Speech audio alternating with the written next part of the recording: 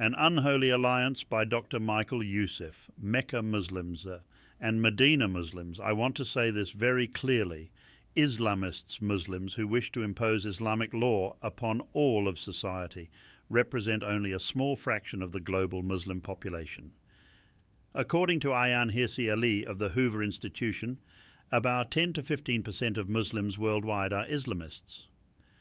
Out of well over 1.6 billion people, or 23% of the globe's population, she writes, that implies more than 160 million individuals are Islamists. Based on survey data on attitudes toward Sharia in Muslim countries, total support for Islamic activities in the world is likely significantly higher than that estimate.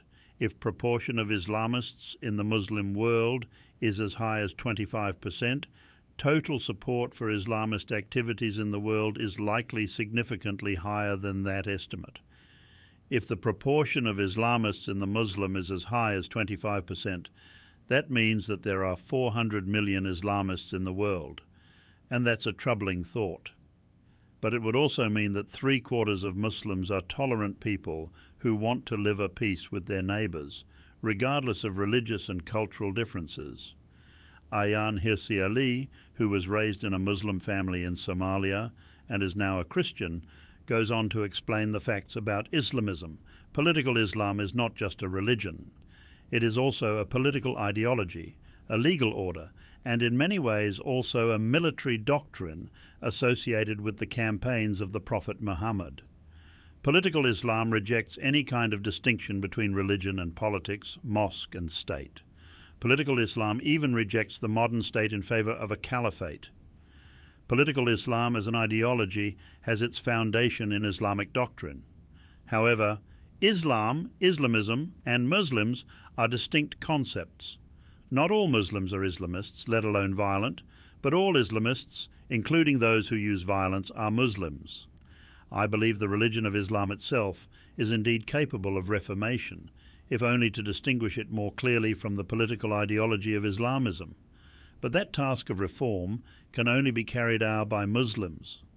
Ali has suggested two interesting terms to help differ between mainstream Muslims and the smaller subset of Islamists, Mecca Muslims and Medina Muslims. These terms refer to two distinct phases of Muhammad's development of Islamic doctrine. The first phase of Muhammad's mission was the Mecca from AD 610 to 622, during the early days when Muhammad was teaching his followers the basic principles of Islam, the oneness of God, Tawheed, preparing for the afterlife, personal faith, and living a good moral life. Islamic scholars believe that this was when the shorter, more spiritual passages of the Quran were composed. During this time, Muhammad and his followers faced severe persecution from the tribes of Mecca, which forced them to migrate, hijrah, to Medina. The second phase of Muhammad's mission was the Medina period, from AD 622 to 632.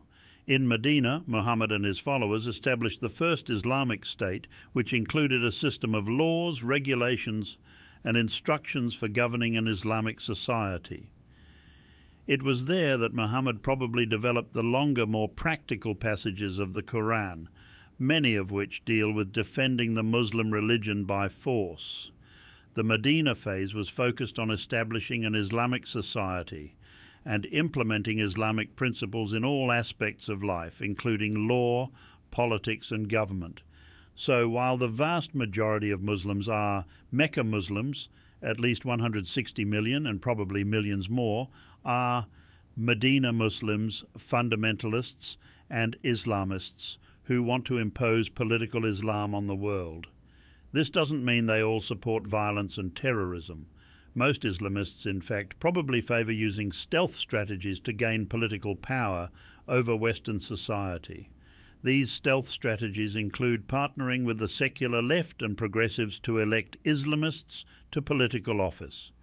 They also include establishing strong Islamic communities in Western nations, such as Epic City in Texas,